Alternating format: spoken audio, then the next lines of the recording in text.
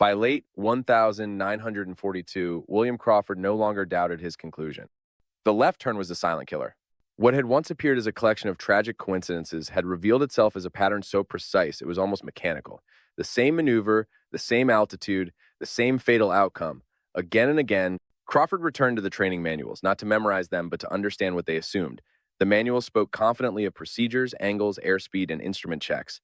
They were written as if pilots could always see what they needed to see. But Crawford knew that assumption was false. In theory, pilots were trained to rely on their instruments. In practice, especially at low altitude, they relied on their eyes. Vision came first. Instruments confirmed what the pilot already believed to be true. And during tight left turns, vision betrayed them. Crawford reconstructed the maneuver in his mind. He imagined himself in the cockpit, hands on the controls, body pressed into the seat as the aircraft banked. The nose dipped slightly. The left wing rose into view. The canopy frame cut across the field of vision. Then the ground disappeared. In that instant, the pilot faced a cruel dilemma. Trust the instrument small, abstract, and requiring interpretation, or trust bodily sensation. Most chose sensation, and sensation was wrong. The human inner ear could not detect steady turns accurately. It produced illusions. Pilots felt level when they were not. They felt stable while descending into the ground. This was not weakness, it was biology. Crawford realized that training pilots harder would not fix biology. Discipline could not overcome human perception. The Air Force was fighting the wrong enemy. The true enemy was disorientation. Crash investigations continued to mislabel the cause as pilot error, but Crawford now understood the deeper truth. The pilots were doing exactly what humans naturally do when deprived of reliable visual information. They were trying to survive.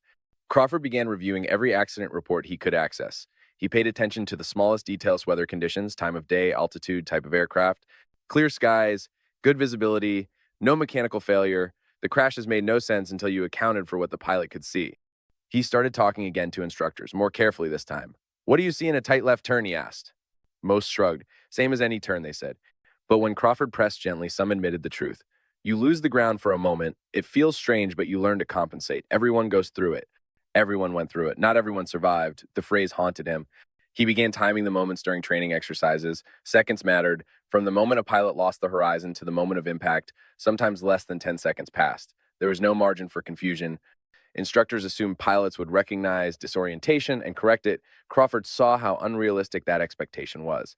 Recognizing disorientation required awareness that vanished the instant visual reference was lost. The left turn was not just a maneuver, it was a trap, a perfectly designed trap, built unintentionally into training itself. Crawford thought about the aircraft designers. They were not careless. They were brilliant engineers optimizing performance and visibility where it seemed most important, forward and upward. No one had prioritized visibility downward to the left. No one had imagined that such a small blind spot could kill thousands. And that realization led Crawford to something even more unsettling. If the solution was obvious once seen, then the problem was not lack of intelligence, it was lack of perspective. The experts were too close to their own assumptions. They trusted complexity, they trusted experience, they trusted the idea that if something had worked before, it would continue to work. Crawford, unburdened by authority or tradition, saw the problem differently. He was not asking how pilots should behave, he was asking what pilots actually did. That difference mattered, and now the solution was forming clearly in his mind. It was not a new instrument, it was not a redesign, it was not a lengthy training overhaul. It was something almost embarrassingly simple: a reference, a line.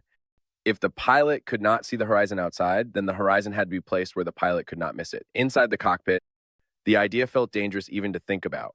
Military aviation prized sophistication, suggesting a solution as crude as a painted line bordered on insult. Crawford hesitated, not because he doubted the idea, but because he understood the culture he was challenging. He knew what would happen. They would say it was too simple, too obvious, too unworthy of serious consideration. And worst of all, they would say, if it were that easy, someone else would have thought of it. But no one had, because no one had looked the way Crawford looked. Still, an idea without action was useless, and every day he waited, more pilots died.